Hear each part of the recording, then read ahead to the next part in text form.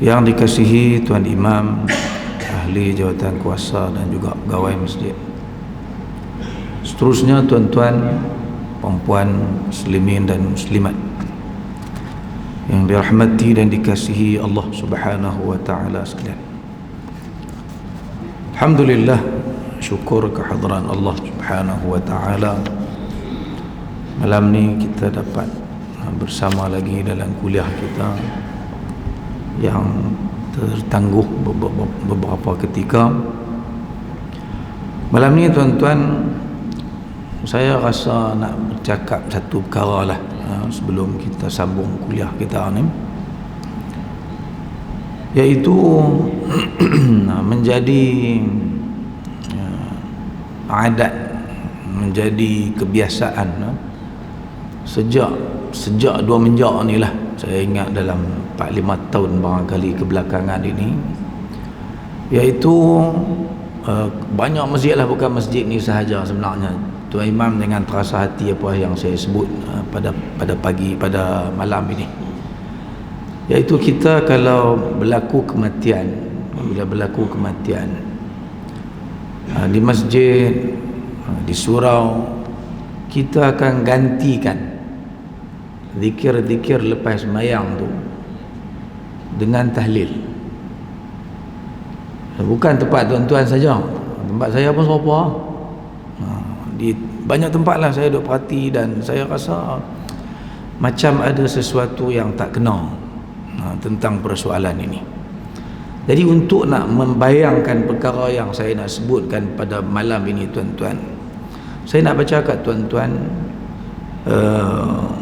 daripada kitab Al-Adhkar Imam Nawawi. Lah masjid tuan-tuan nama Masjid Nawawi kan? Lupa pula nama masjid Al-Imam An-Nawawi. Bertepatan pula nama masjid kita ni ialah Masjid Al-Imam An-Nawawi. Jadi Al-Imam An-Nawawi mengarang satu kitab khusus tentang persoalan zikir ni, nak bagi tahu pentingnya zikir ni. Dan kitab ni pula tuan-tuan, para ulama kata nak menggambarkan betapa pentingnya kitab Al-Adhkar Imam Nawawi ni, ulama sampai menyatakan bahawa bi' ad-dar washtaril adhkar, jual bang rumah kamu tu, beli kitab adhkar. Mana kalau di rumah kita sampai tak ada kitab adhkar, jual rumah pun bagus lagi, pun tak apa lagi, dapatkan kitab Al-Adhkar tersebut, kerana kitab ni sangat penting dalam kehidupan kita. Tiap-tiap minggu khatib akan kata wala zikrullahi, semua apa ya? Bah tu semua orang dengar, masa tu semua kalau lena pun jaga. Wala zikrullahi akbar, dan zikrullah itulah yang paling besar dalam hidup kita. Dan itulah perkataan yang kita ulang-ulang dalam sembahyang banyak kali. Nak mangkit Allahu Akbar, nak turun Allahu Akbar, nak rukuk, nak sujud, nak bagi tahu kata pentingnya zikrullah. Jadi dalam kitab Al-Adhkar ni Imam Nawawi bagi banyaklah zikir tu, zikir ni. Salah satunya ialah berkenaan dengan zikir lepas sembahyang ni. Saya nak baca beberapa petikan, tak tahulah nak panjang ke pendek ni, tapi nak habang kat tuan-tuan, nak membayangkan. Saya berasa sangat tidak patut kita pergi tukang zikir lepas sembahyang ni dengan tahlil. Iaitu di muka surat 57 kitab Al-Adhkar Imam Nawawi menyebutkan bab Al-Adhkar ba'da salah, bab zikir lepas sembahyang. Ajma' al-ulama'u ala istihbab al-dhikri ba'da as-salah. Ijma' seluruh ulama, semua ulama kata, tak ada kecuali, digalakkan kepada kita ni lepas sembahyang kena zikir. Jangan main buat mangkit belah tu kan. Kalau nak mangkit pun tak apa, kalau kita ada kerja kan, tapi dalam perjalanan balik tu zikiran jangan tinggal. Wajaat fihi ahadithu kathiratun, dan dalam bab ni ada banyak hadis-hadis. Bukan takat banyak hadis, ahadithu kathiratun sahihatun. Sahih pula tu. Dah lah banyak. Kalau hadis dhaif boleh lah, aku ada orang tak mau kan. Ni dah hadis sahih. Fi anwa'in minha muta'addidatun. Dalam pelbagai situasi yang kita nak sebut sebahagian daripadanya. Yang pertama tuan-tuan, saya langkah-langkah, saya tak baca ke semua tuan-tuan daripada kitab ini, iaitu Imam Nawawi kata wa rawaina fi sahihai al-Bukhari wa Muslim. Dalam kitab Bukhari dan Muslim kami riwayatkan an Ibn Abbas radhiyallahu anhuma, daripada Abdullah bin Abbas radhiyallahu anhuma. Abdullah bin Abbas cerita, dia kata kuntu a'rifu inqida'a salati Rasulillah sallallahu alaihi wasallam bitakbir. Aku ni, oleh kerana dia budak, Abdullah bin Abbas dia budak zaman Nabi, dia sembahyang belakang lah, tak macam kita kan. Dia tak duduk, orang tua-tua duduk depan. Jadi dia kata tahu selesainya salat Rasulullah sallallahu alaihi wasallam bila dengar orang bertakbir. Takbir tu di sini ialah zikir. Subhanallah, alhamdulillah, Allahu akbar. Maknanya depa baca derah ke pelan sampai dia dengar belakang, derah lah. Okey. Ada lagi tuan-tuan hadis lain. Abdullah bin Abbas kata lagi, dia kata anna raf'a as-sawti bidzikri hina yansarifu an-nasu min al-maktubati kana ala ahdi Rasulillah sallallahu alaihi wasallam. Abdullah bin Abbas menceritakan tentang suasana zaman Nabi lepas sembahyang macam mana. Dia kata di zaman Nabi dulu raf'a as-saut. Raf'a as-saut mana dia? Mengangkat suara, pederah lah.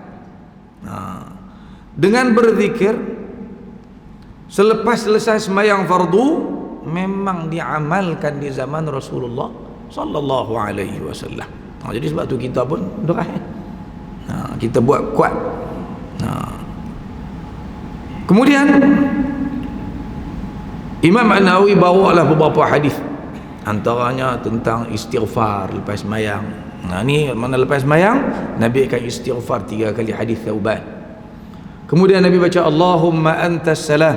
Cuma bacaan tu pendek sikit pada kita. Allahumma antas salam wa minkas salam tabarakta ya dzal jalali wal ikram. Panjang sikit boleh tak? Selagi masih dalam makna zikrullah, tidak bercanggah dengan makna zikrullah, tambahan itu termasuk dalam perkara yang dibenarkan. Jadi hak kita tambah panjang sikit tu ada masalah tak? Tak ada masalah. Kalau ada siapa nak baca pendek, sila. Mana pun tak apa. Kemudian tuan-tuan, antara lagi lah hadis-hadis Nabi sallallahu alaihi wasallam berkenaan dengan ucapan lepas sembahyang ni ialah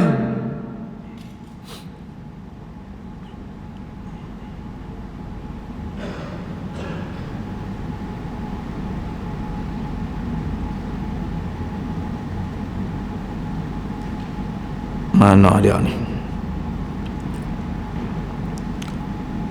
Ni yang ni tak. Nabi sallallahu alaihi wasallam bersabda, riwayat al-Imam Tirmizi, man qala fi duburi salati subhi, siapa yang mengucapkan lepas sembahyang subuh,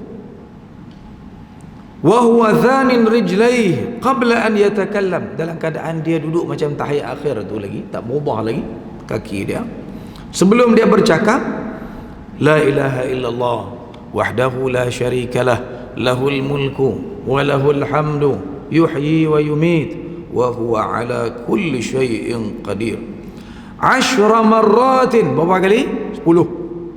Bilang baca ikut 10 kali ni lepas sembahyang subuh. Dan ada dalam riwayat lain, dalam kitab hadis lain menyebut lepas sembahyang maghrib. Tadi kita sembahyang maghrib tadi ni, apa akan dia akan apa yang akan diperolehi olehnya? Kutiba lahu 10 hasanat, akan ditulis untuknya 10 kebajikan. Wa muhya anhu 10 sayyiat, dipadam daripadanya 10 kejahatan. Wa rufi'a lahu 10 darajat, akan diangkat baginya 10 darjat.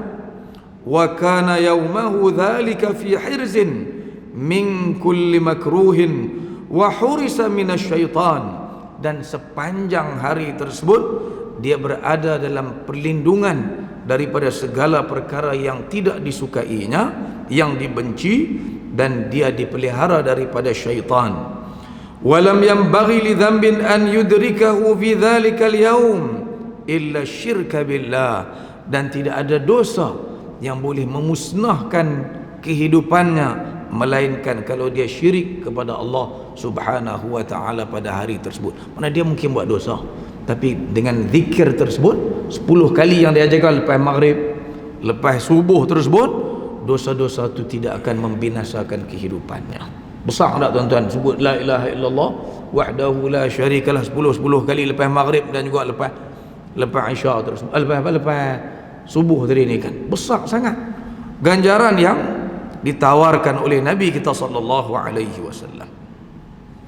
Tu tak kira lagi tuan-tuan, hadis sebut subhanallah walhamdulillah la ilaha illallah, subhanallah 33 kali, alhamdulillah 33 kali, Allahu akbar 33 kali, dicukupkan dengan la ilaha illallah wahdahu la syarikalah lahul mulku wa lahul hamdu wa huwa ala kulli syai'in qadir.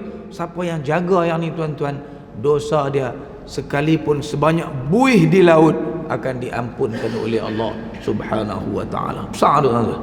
Kau tak apa tinggal aku tu ya. Saya rasa macam kita ni kerana ada orang mati seorang, tak apalah tinggal lah ni. Last saya baca satu hadis kat tuan-tuan berkenaan dengan fadilat membaca subhanallah alhamdulillah dengan Allahu akbar ni, iaitu hadis yang diriwayatkan oleh Abu Daud, Tirmizi, Nasa'i an Abdullah ibn Amr radhiyallahu anhuma an Nabi sallallahu alaihi wasallam qala, Abdullah bin Amr kata, khaslatani la yuhafidhu alaihima abdun muslim illa dakhala al-jannah. Ada dua perkara, dua amalan yang mana-mana orang Islam dia jaga betul-betul yang amalan ini, dia tak tinggal sekali-kali. Yuhafidhu alaihima, dia jaga sungguh-sungguh, dia tak mau tinggal, apa jadi pun dia nak buat juga, melainkan dia pasti masuk syurga, kata Nabi SAW. Apa amalan tersebut? Kemudian Nabi kata lagi, huma yasir, dua amalan ni senang, sikit lah Nabi kata. Wa man ya'malu bihi ma qalil, tapi orang hak buat sikit. Dia mungkin buat sat buat sat tinggal, tapi hak buat berterusan, dia jaga semua-semua ni tak ramai, kata Nabi SAW. Sedangkan mudah amalan ini, kata Nabi SAW, yaitu yusabbihu Allah Ta'ala dubura kulli salatin 10. Lepas setiap kali sembahyang fardu ni dia tasbih 10 kali. Berapa kali? 10. Wa yahmadu 10. Alhamdulillah pun 10 kali juga. Wa yukabbiru 10. Allahu akbar pun 10 kali juga. Push. Lagi pakai tukang Masjid Imam Nawawi, hak 33 jadi 10 habis pula ada lagi. Ada suara tukang.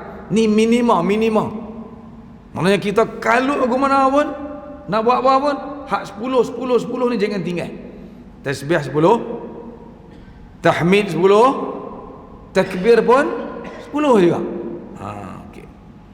Kemudian Nabi kata apa? Fadzalika 50 wa 100 bil lisan. Dan itu semua tu yang kalau kamu buat tu, kamu telah menyebutkan ucapan tersebut sebanyak 150 kali dengan lidah kamu. Macam mana boleh jadi 150? Dan satu sembahyang 30 kali 5 tak 150. Okey. Wa alfun wa khamsumi'atin fil mizan, tapi pada timbangan Allah Subhanahu wa taala 1500, sebab satu dan gandaan dia 10, jadi 1500. Jadi kena istiqamah lah ni. Jangan kerana ada tahlil lah kita pun malam ni tak payah baca. Pergi lah tuan. Lah, pergi. Sebab tu saya rasa macam ish tak patut. Okey lagi tuan-tuan. Tu baru satu. Nah, okey. Wa yukabbiru 34 idza akhadha madja'ahu. Bila nak tidur takbir 34 kali. Berapa kali? 34 kali. Allahu akbar, Allahu akbar, Allahu akbar, Allahu akbar. Bagi cukup 34 kali. Ni hak kedua.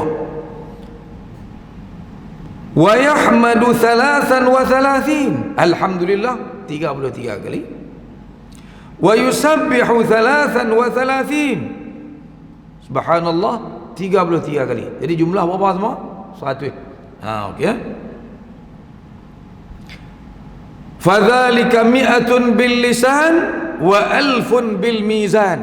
Jadi kalau kira lidah sebut 100 kali, tapi pada mizan timbangan Allah Subhanahu wa taala 1000. Qala falaqad ra'aitu Rasulullah sallallahu alaihi wasallam yaqiduha bi yadihi. Jadi Nabi masa duk ceramah, duk cerita kat para sahabat suruh buat dua amalan ni, Nabi duk suruh bilang tu, Nabi buat lagu tu dengan jari dia. Suruh kira 10. Nabi duk kira dengan jari Nabi sallallahu alaihi wasallam. Kata Abdullah bin Amr radhiyallahu anhuma. Qalu, lalu para sahabat hak dengar Nabi abang mudah kan 10. Lepas tu malam bagi cukup 100, cukup. Boleh masuk syurga dengan amalan ni, kata Nabi sallallahu alaihi wasallam. Jadi para sahabat pun tanya Nabi, qalu ya Rasulullah. Dia kata, wahai Rasulullah, kaifa huma yasir wa man ya'malu bihi ma qalil. Lagu mana tadi kata amalan tu sikit ya, mudah nak buat tu. Tapi orang nak buat tak ramai orang nak buat walaupun mudah amalan tersebut. Awak jadi lagu tu, kata Nabi, kata para sahabat kepada Nabi sallallahu alaihi wasallam. Qala, jadi Nabi pun abang pasal apa jadi lagu tu tuan-tuan. Ya'ti ahadakum yani asy-syaitanu fi manamih fayunawwimuhu qabla an yaqulahu. Punca dia ialah tuan-tuan, dekat-dekat nak tidur tu kan, setan mai. Setan mai buat apa? Dia bagi mengantuk. Allah masa tu dia menguap, tak ada lelup. Jadi tak ada nak kata lena dulu. Tu hak nak tidur. Hak punca menyebabkan orang tinggal amalan mudah ini yang boleh menjadi sebab mereka masuk syurga Allah Subhanahu wa taala. Wa ya'tihi fi salatihi. Kemudian dia mai lagi setan ni masa dia sembahyang. Fayudzakkirahu hajatan qabla an yaqulaha. Jadi syaitan ni dia akan create, dia akan reka apa-apa hajat keperluan sehingga akhirnya dia tak buat. Dia pun tinggal amalan hak mudah Azan ni. Semua sebut berapa kali? 10 pun. 10. Tadi kita buat dah 10 kali. Siapa pun tak buat. Tahkah setan juga abang Azan ni main kan? Menyebabkan jadi saya rasalah tuan-tuan, Allah Taala a'lam kan. Yang ni kena kita kena letak ni orang kata fiqhul aulawiyat ni. Hak mana yang lebih aula, yang mana hak lebih kita utamakan? Ni hak besar lagu ni ke? Ish, nak buat tahlil. Hak mana? Cuba tuan-tuan bincanglah. Sama-sama saya cuma tolong abang kan, sebab saya lama rasa duk mengkelan. Rasa macam orang Kedah lah, orang luar saya tak tahu lah, faham ke tak kan? Maksud telan tak mau nak lepas. Ni suara berkadang tak mau nak main malam ni pun. Tapi duk ingat pada bulan Januari lah kan. Gagah main juga ni, suara tak ada. Deraya banyak orang ni kan. Jadi suara tak pun nak terbit elok. Jadi itulah yang saya rasa kita pakat-pakat pertimbangkan persoalan tersebut supaya kita meletakkan sesuatu tu pada tempatnya. Kita bila tak kenal tempat ni, tuan-tuan, tak tahu kedudukan ni kan. Macam contohnya lah, ada hadis Allahumma ajirni minan nar. Dalam hadis sebut maghrib, subuh, ada dalam al-adhkar sebut. Tapi bila kita tak tahu, kita bantai semua. Lohong pun Allahumma ajirni minan nar juga. Asal apa kita tak boleh, takkan tak boleh. Aku nak buat dosa, nak buat baik. Main dengan Wahabi marah kita kan. Tapi kita tak mau tengok teks. Kalau kita tengok nas ni, kita tengok, oh hak ni masa ni buat. Dan kalau kita nak berhujah, kita ikut suka nak baca apa pun, lagi tak besar. Baca Yasin lepas mayang, lagi lepas Isyak kita balas baca Baqarah. Itu yang nak buat lagu tu. Tak ada benda yang kita kena letak la ilaha illallah wahdahu la syarikalah tu kan. Hak 10 kali tu. Tengok hadis Nabi sebut dalam mana? Maghrib. Subuh ada juga riwayat Nasa'i sebut asar. Hak yang lain tu sah duk bantai semua kira tentang tu. Hak yang kena istiqamah hak tadi tu. Kadang-kadang bila kita tak bertimbang ke elok, kata lohong kita baca la ilaha illallah wahdahu la syarika kata 7 kali tak kan. Saya lagi hak yang subhanallah alhamdulillah Allahu akbar tu tak kata langsung. Pi baca doa tu ya tu. Dah dia letih panjang orang tu imam ni. Hak belakang ni dia tinggal tu Pada hak belakang tu lah jangan duk tinggal subhanallah subhanallah alhamdulillah. Hak tu siapa istiqamah ghufirat dhunubuhu, diampunkan dosanya, walau kanat mithlu zabadil bahri, walaupun dosa dia sebanyak buih dalam laut tu, banyak tu sekalipun Allah akan ampunkan dosa dia. Tapi bila kita tak tahu tuan-tuan, kita akan ikut berasa nak baca je. Hak ni kita buat, hak tak digalakkan kita buat. Jadi rugi bagi saya kalau kita tak pelajari tajuk tersebut. Jadi tuan-tuan boleh rujuk kita Al-Adhkar ni sebab kitab ini telah pun diterjemah ke dalam bahasa Melayu. Kalau tak salah saya lah, antara penterjemahnya ialah bekas mufti wilayah Persekutuan dulu. Nama apa? Tok Guru tu hak yang tuan-tuan ingat tua-tua dulu, nama apa? Allah. Dululah masa zaman saya ingat, saya umur zaman saya mengaji sekolah dulu ni selalu keluar di kaca TV dulu mufti Selangor kan, mufti wilayah yang tua dah tu. Apa nama sebut ingat? Apa nama? Betul. Ishaq Baharum. Tuan-tuan cari terjemahan dia. Wallahualam, kalau tak salah saya, dia terjemah dah dalam bahasa Melayu kita sebab kita tu penting. Jadi cari pilah kitab-kitab seperti itu supaya kita tahu waktu ni nak baca apa, hak ni nak kena baca apa, lagu mana sepatutnya kita ikut susunan yang diajar oleh Nabi kita sallallahu alaihi wasallam, yang disusun pula oleh imam kita. Nama masjid kita pula nama masjid Imam Nawawi pula. Tak patut orang masjid Nawawi ni kan tiba-tiba kita azkar tak ada, pakat pergi carilah tuan-tuan. Buku ada di kedai-kedai buku kita, insya-Allah ada, insya-Allah kitab tersebut. Jadi malam ni tinggal berapa minit kita tahu lah kan, syarah alim dah lah main jarang-jarang kan. Tak apalah tuan-tuan kan. Okey. Moga-moga bermanfaatlah hak saya sebut kepada kita semua tadi. Malam ni kita sampai di tajuk muka surat 157 iaitu perang Buhran. Perang Buhran last sekali yang catatan saya ialah kisah pembunuhan Ka'ab bin Ashraf, iaitu seorang pemuka Yahudi campuran daripada Arab dan juga Yahudi yang dibunuh oleh Nabi SAW kerana dia ni penyair. Penyair ni seperti artis lah, artis yang bawa sesuatu yang tak baik. Tak baik apa? Dia pergi Mekah kan, kita baca itu kan, dia pergi Mekah, dia duduk tasbib. Tasbib ni dia duduk cerita tentang kecantikan wanita-wanita Madinah, dia duduk perburuk wanita mana, buruk Nabi SAW. Mana dia ni penyair, syair ni dibenarkan dalam Islam. Nak jadi artis boleh tak? Boleh. Tapi biar hak kita artis tu bawa tu yang elok, yang baik. Boleh. Ni zaman Nabi arahkan bunuh tu. Pasal apa? Jahat. Bawa satu doktrin yang tidak baik kepada masyarakat Islam di Madinah Al-Munawwarah. Di samping dia apa? Dia duduk dalam lagu-lagu dia lah, dalam syair-syair dia tu, supaya orang benci kepada ajaran Islam, bangkitkan semangat sakit hati mereka kerana mereka kalah dalam perang Badar dulu. Dia bagi semangat ke mereka supaya pergi serang umat Islam di Madinah Al-Munawwarah. Jadi artis ni tuan-tuan dibenarkan, tapi jangan dia punya tema, punya lagu-lagu hak dia bawa tu hak jahat, hak tak baik tuan-tuan. Coldplay tuan-tuan i'rab sendirilah. Elok ke tak elok, kan. Kok lah tuan-tuan beli tiket dah bah. Taulah nak idea pada saya, doa supaya Allah Ta'ala tak turunkan bala kepada negara kita, tuan-tuan kan. Dia maksiat ni tuan-tuan. Kalau maksiat tu dibuat sendiri-sendiri, sebab orang-orang kita kan secara tu sembunyi, duduk sembunyi lagi, tu tak apa tuan-tuan, Allah boleh ampun lagi. Tapi kalau sesuatu maksiat tu dibuat terang-terang, tak malu apa, tunggu azab Allah Subhanahu wa taala. Itu kita takut tu. Okey tuan-tuan. Habis cerita Ka'ab bin Ashraf, ni cerita ringkas-ringkas sahaja tentang siri-siri kehidupan untuk kita bayangkan kehidupan Nabi kita sallallahu alaihi wasallam. Tak ada masa nak duduk relax, seronok lagu kita, tak ada tuan-tuan. Tapi duduk bercuti kan, pergi duduk di homestay tu, sekali lagi pergi duduk di mana, tak ada. Nabi kita sepanjang kehidupan dia tuan-tuan, saat perang tu, saat lagi peperangan ni, saat lagi ekspedisi tu, tak habis-habis. Itulah Nabi kita sallallahu alaihi wasallam. Perang Buhran pada bulan Jamadil Awal tahun ketiga Hijrah.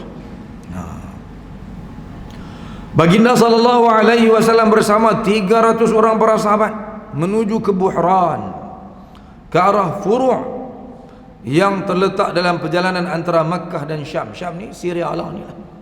Bawa bala tentera. Bukannya mudah tuan-tuan. Kita ni kalau siapa sibuk sikit kan, nak pergi mesyuarat tak larat tuan-tuan. Pergi mesyuarat kan. Orang letih mesyuarat. Mesyuarat tu bagi tiket terbang lah tu. Tu pun pasal ya Allah, penatnya, letihnya. Nabi SAW bila keluar dalam perjalanan seumpama ini, nak pergi kat dengan Syam, mau 700-800 km, naik unta, ada yang naik kuda, ada yang jalan kaki. Ini semua para sahabat radhiyallahu anhum ajma'in bersama-sama dengan Nabi SAW. Tujuannya ialah untuk menyerang kaum orang Quraisy atau Bani Sulaim. Ini khilaf para ulama. Siapa yang Nabi nak serang ni sebenarnya ni? Adakah orang Quraisy?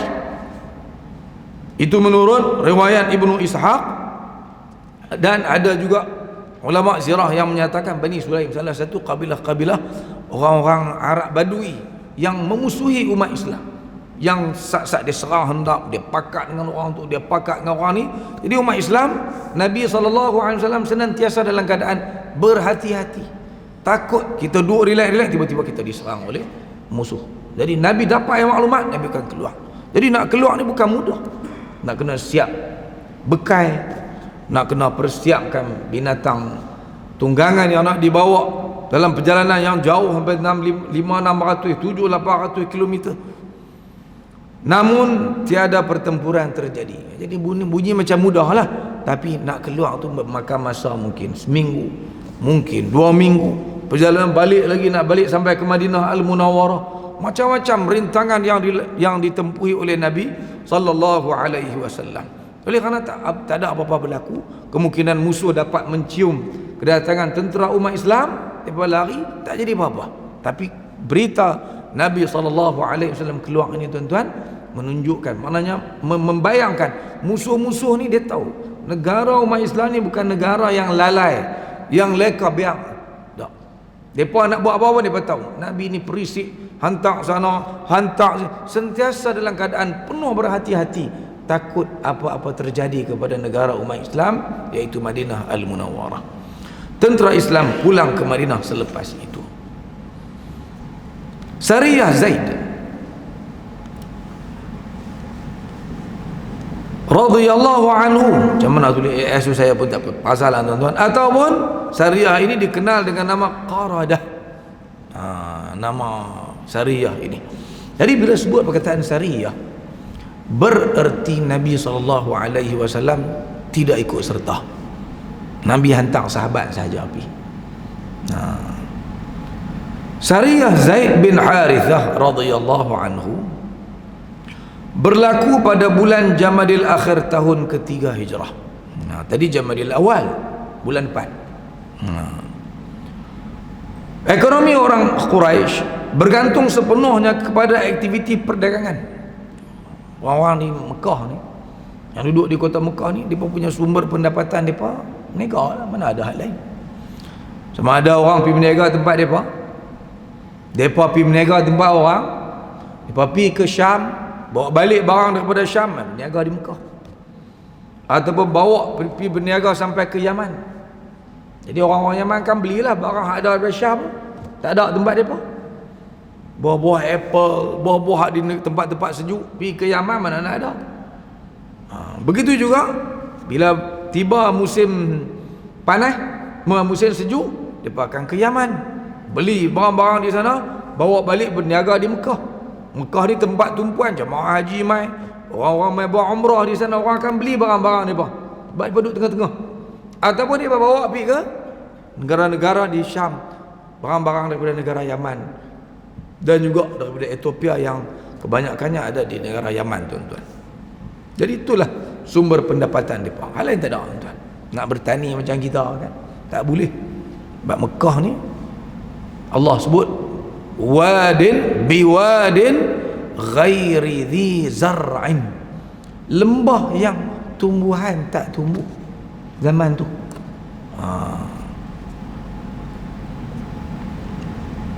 Oleh sebab laluan menuju ke Syam terletak berhampiran Madinah telah disekat sepenuhnya oleh umat Islam, mereka terpaksa mencari laluan lain walaupun lebih jauh dan sukar. Jadi bila hubungan dengan umat Islam ni tak baik, orang Quraisy hubungan dengan umat Islam ni tak baik. Yang terjadi perang Badar tu berpunca daripada apa? Daripada salah satunya ialah sebab hubungan tak baik tu lah. Mereka buat kacau kepada umat Islam di Madinah Al-Munawwarah. Mereka halau umat Islam daripada kota Makkah sampai terpaksa hijrah ke Madinah. Dah hijrah ke Madinah pun mereka buat honak lagi, duk ganggu lagi, buat macam-macam untuk nak menyusahkan kehidupan umat Islam di Madinah Al-Munawwarah. Jadi Nabi SAW takkan nak biar kot. Jadi Nabi bincang dengan para sahabat, antara yang Nabi buat ialah cari apa yang kita boleh buat untuk melemahkan kuasa Quraisy. Nabi buat, Nabi cari apa saja usaha nak melemahkan kuasa Quraisy. Kalau biar, mereka kuat lagi dahsyat lagi. Macam-macam lah mereka kata kat Nabi SAW. Nabi buat tindakan. Antara tindakan penting yang dilakukan oleh Nabi ialah Nabi sekat laluan perdagangan mereka yang nak menuju ke Syam. Mereka kena pergi berniaga di Syam, buat balik barang ke berniaga di Mekah. Sekat. Pasal apa boleh sekat? Pasal memang kedudukan Madinah tu antara Mekah dengan Syam. Jadi nak pergi ke Syam mesti lalu ke Madinah. Kalau tak betul-betul Madinah pun 100 km daripada Madinah, 150 km daripada Madinah. Kita boleh pergi kacau mereka, ajak mereka sikit. Agak-agak orang Quraisy marah kat Nabi, tuan-tuan. Mestilah marah. Dia kata macam-macam lah. Dah takkan Nabi nak duduk diam ke? Mestilah Nabi terpaksa berbuat sesuatu untuk nak tunjuk kekuatan kita kepada mereka. Kita kena lawan balik lah. Soal orang nak kata apa, media nak ikut suka dia, alah tu. But realitinya begitu. Jadi orang-orang Quraisy bila keluar nak pergi berniaga kena sekat, keluar nak pergi berniaga kena sekat, sehingga akhirnya jadi perang Badar yang kita telah pun baca sebelum ini, tuan-tuan. Jadi mereka bila lepas perang Badar, mereka kalah pula perang Badar, tuan-tuan. Berniaga kena berniaga juga, nak kena pergi ke Syam, tapi nak pergi tak lepas, tahu dah pergi kena sekat. Kalau kita kalah pula baru ni perang Badar. Jadi dia perlu fikir jalan, ada jalan jauh mana pun kita kena pergi, bagi lepas juga, bagi boleh sampai juga ke Syam. Okay. Safwan bin Umayyah mengetuai sebuah kafilah dagang besar menuju ke Syam melalui jalan berhampiran Iraq. Kalau tuan-tuan tengok peta, Iraq ni duduk belah kanan, belah timur lah ni, utara selatan, timur barat kan, betul? Belah timur. Depa cari tepi mana, tepi ke tepi sungguh lah, tapi dekat dengan negara Iraq dah. Kira mungkin 300-400 km daripada Madinah Al-Munawwarah. Mana depa rasa selamat. Inilah laluan yang boleh kita lalu, nak bagi kita boleh bawa juga barang-barang dagangan yang ada di kota Mekah yang kita dah beli daripada Yaman tu, nak kena pergi bagi sampai juga di Syam. Kalau tidak, habis buruk jahanam saja lagu tu. Kita nak hidup lagu nak pakai habis kita tak ni. Mau berjayanya tindakan Nabi SAW tersebut.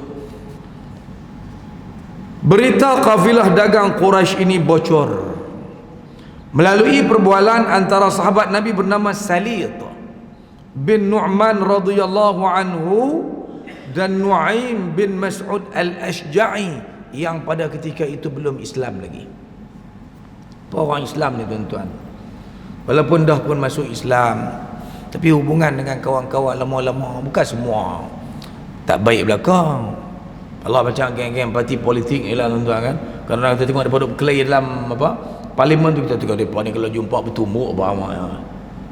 Dah kadang-kadang di luar tengok amat bagus bukan main, dalam tu lah dia perang. Adalah juga maknanya hubungan baik, kadang-kadang adik-beradik ada apa nama dia panggil, kalau dalam Arab dia ada hubungan hilf, dia ada sekutu zaman-zaman jahiliah dulu yang hubungan tu tak putus.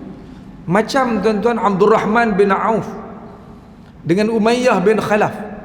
Umayyah bin Khalaf ni tuan kepada Bilal, duk seksa Bilal tu.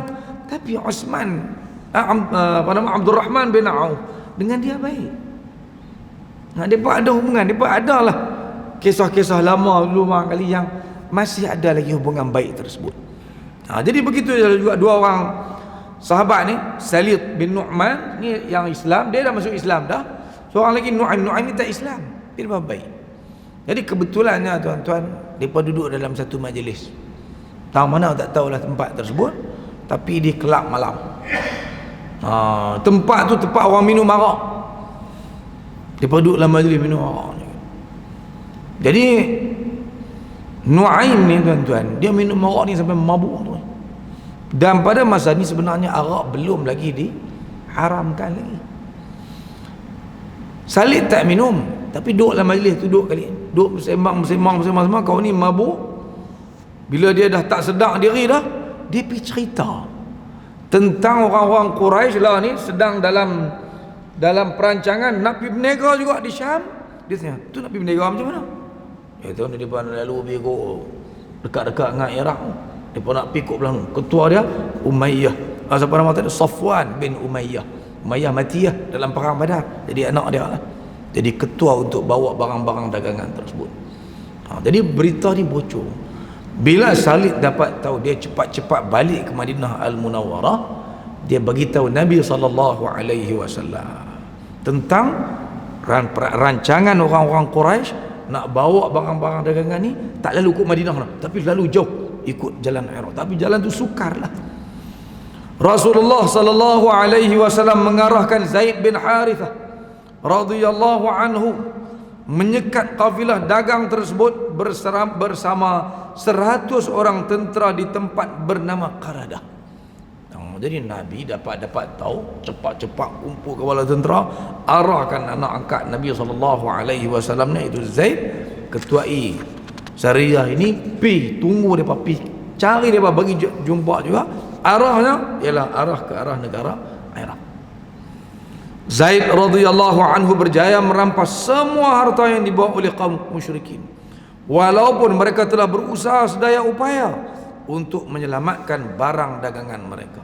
Mereka ingat selamat kali ni, tak ada siapa tahu, rupanya bocor juga tuan-tuan melalui kisah yang kita sebutkan tadi. Jadi bila Zaid sampai tu tuan-tuan, mereka bawa barang dagang ni, mereka tak bawa tentera, bawa beberapa orang untuk jaga barang-barang tu.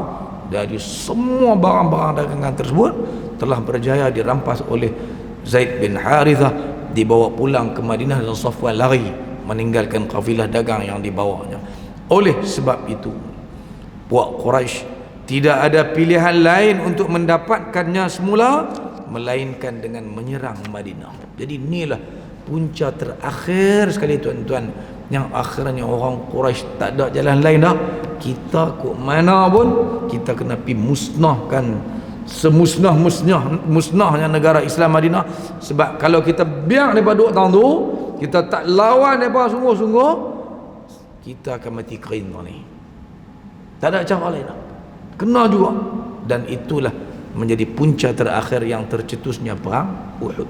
Jadi lepas itu tajuk bahasa cuba tengok, perang Uhud terjadi kerana peristiwa Sariyah Zaid bin Harithah ke Qaradah yang kita ceritakan tadi ni tuan-tuan. Jadi akhir sekali tuan-tuan, sebelum saya berhenti pada malam ni, nak kempen tuan-tuan lah masuk korban tuan-tuan. Jadi tahun ni insya-Allah pihak Yayasan Amal Malaysia, tahun ni kita akan ke Afrika juga insya-Allah. Pada tarikh pun dah beli tiket semua dah. Moga-moga Allah permudahkan perjalanan kami, iaitu kita akan ke Chad. Saya sendiri ke Chad insya-Allah bersama dengan rombongan Republic of Chad, dan satu grup lagi akan ke ke Nigeria insya-Allah tahun ni. Untuk kita laksanakan ibadah korban. Selain beberapa negara yang kita pilih lainlah, ada Assam di India sikit, Kemboja ada sikit, di Indonesia pun ada, tapi yang banyaknya ialah di dua negara tadi ni, iaitu Nigeria, satu lagi ialah ke Chad. Insya-Allah pada tahun ini. Jadi tahun ni tuan-tuan, Chad ni dia ada special sikit lah, sebab baru-baru ni terjadi perang sedara di negara Sudan yang menyebabkan lebih kurang 100,000 rakyat Sudan lah ni duduk di Chad. Mereka tak boleh duduk di tempat mereka dah, mereka pindah, mereka lari duduk di Chad. Dah lah Chad tu miskin tak darah lah tuan-tuan. Teruk lah, kami duk fikir nak bagi bawa banyak lah kat rakyat Chad, tambah lagi 100,000 lebih gila duduk di kemah pelarian di sana. Dan kita pun baru ni dah hantar dah bahagian peruntukan daripada Yayasan Amal Malaysia. Daripada Malaysia ni kita bantu pakat-pakat dengan NGO daripada Indonesia, NGO daripada Pakistan, daripada Turki, pakat-pakat bantu umat Islam yang duduk di sana. Jadi harapan kita lah tuan-tuan, kalau dapat lebih sumbangan ibadah korban pada tahun ini, kita bukan takat nak bagi kat rakyat di negara Chad, kita cuba nak bagi sampai juga kepada pelarian-pelarian umat Islam, kebanyakannya di sempadan Sudan dengan Chad, duduk dalam negara Chad dah lah ni. Jadi oleh sebab itu tuan-tuan, saya serulah tuan-tuan untuk tolong panjangkan mesej ini kepada sanak saudara, anak-anak kita kan tuan-tuan, yang duk kerja, nak menakan kita, mak menakan kita, jiran tetangga kita, rakan-rakan di pejabat kita, untuk pakat-pakat menyertai ibadat korban pada tahun ini bersama dengan Yayasan Amal Malaysia. Harga dia tuan-tuan tak naik. Di tempat kita pakat naik dah tahun ni, saya duduk tengok tuan-tuan. Masjid kampung saya pun dah naik 850. Tak payah, pasal memang mahal kan. Jadi hak nak buat di sini sila buat di sini. Kita tak boleh tinggal, ni syiar agama kita. Tapi barangkali ada yang kurang berkemampuan nak buat sampai 850 ni, berasa teruk juga. Jadi boleh cari kami tuan-tuan, buatlah insya-Allah, buat dengan Yayasan Amal, cuma RM350 saja satu bahagian lembu insya-Allah. Kambing RM480. Dan saya juga nak ajak tuan-tuan buat korban untuk ibu ayah kita hak meninggal dah. Semua kita ada mak, semua kita ada ayah, sebahagian daripadanya telah pun meninggalkan kita, mati dah tuan-tuan. Jadi dalam bab ni sukalah saya baca juga kat tuan-tuan sikit khilaf ulama dalam bab ni. Dalam bab hukum mengerjakan ibadat korban kepada orang yang telah pun mati dah. Boleh sikit kita nak baca ni kan.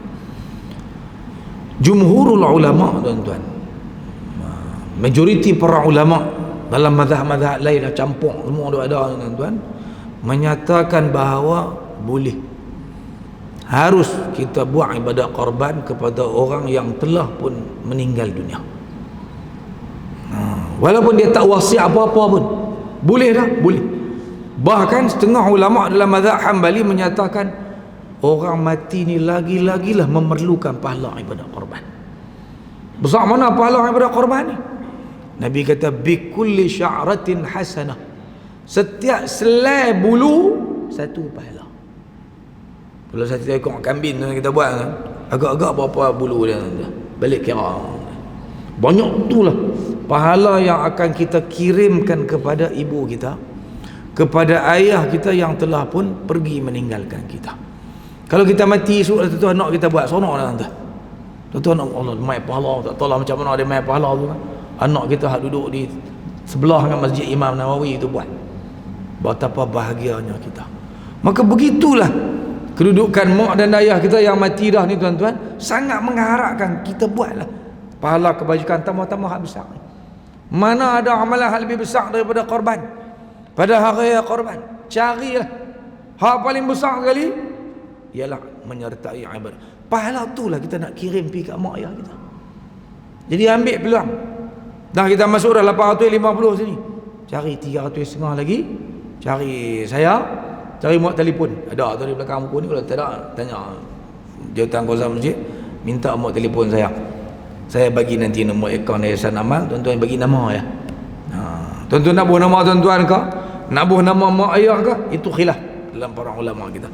Jadi jumhur ulama itu pendapat mereka, tuan-tuan. Cuma kita kena tahu dalam mazhab kita, mazhab Syafi'i kita ni. Dalam mazhab Syafi'i kita ni ada dua pendapat. Dalam mazhab kita ni ada dua pendapat. Dan saya nak baca ke tuan-tuan ni pun kata-kata Imam Nawawi juga. Daripada kitab Majmu'. Kitab Al-Majmu' karangan Imam Nawawi, dan inilah kitab terakhir Imam Nawawi. Sebab Imam Nawawi tak ada habis kitab tu. Dia meninggal tengah dia tulis, dia meninggal dunia. Tapi dia dan bab udhiyah ni, bab korban ni. Jadi Imam Syafi'i menukilkan lagu ni, kata Imam Nawawi, amma at-tadhiyatu 'anil mayyit faqad atlaqa Abu al-Hasan al-Abbadi jawazaha. Imam Nawawi kata dalam mazhab kita ni, mazhab Syafi'i, hukum buat korban kepada orang mati dah ni, Imam Abul Hasan Al-Abbadi, seorang ulama besar dalam mazhab Syafi'i kita ni, dia ni qadhi, pengarang kita Al-Mabsut, dia kata harus buat korban kepada orang yang telah pun meninggal dunia. Boleh. Li'annaha darbun minas sadaqah, kerana korban ni ialah sebahagian daripada sedekah. Dia sedekah tak, nak bagi daging ke orang tu, sama lah. Was-sadaqatu tasihhu 'anil mayyit wa tanfa'uhu wa tasilu ilaihi bil ijma'. Jadi sedekah sampai dak pahala kepada orang mati, sampai dengan ijma' para ulama. Begitulah hukum kita buat korban kepada mak ayah kita mati dah. Tuan-tuan kalau duk cadang-cadang duk ingat, ish, kalau aku mati so anak aku buat ke aku, lah buat kat ayah mati dah. Kalau duk cadang esok abang kan nak tu sudah buat kat aku, tu sudah buat kat ayah, tuan-tuan. Kasar punya tu. Kempen dia kena kasar sikitlah. Nak ajak tuan-tuan supaya menyertai ibadat korban. Supaya kita mati so habanglah kat anak. Ni ayah buat kat tu umpah ni. Esok ayah mati hangpa buatlah kat ayah semua. Anak ambil 8 orang. Tentu seorang pun tak ingat kat kita masa korban. Dia duk kira nak adalah dia nak buat tu, nak pasang solar rumah 30,000. Dia duk hak 300 ni, kita kalau masuk 300 ni kita tak cukup duit pasang solar pula. Solar nanti pasang lepas ni lah habis dah hangat ni. Lah sejuk dah sikit tak apa dah. Wa qala sahibul 'uddati wal baghawi la tasihhu at-tadhiyatu 'anil mayyit illa an yusi biha. Cuma ada pendapat kedua. Disebut oleh Imam Nawawi yang merupakan pegangan pengarang kitab Al-Uddah dan Imam Al-Baghawi, tak sah kecuali kalau jenazah tu kepada orang yang mati tu dah wasiat kat kita dah.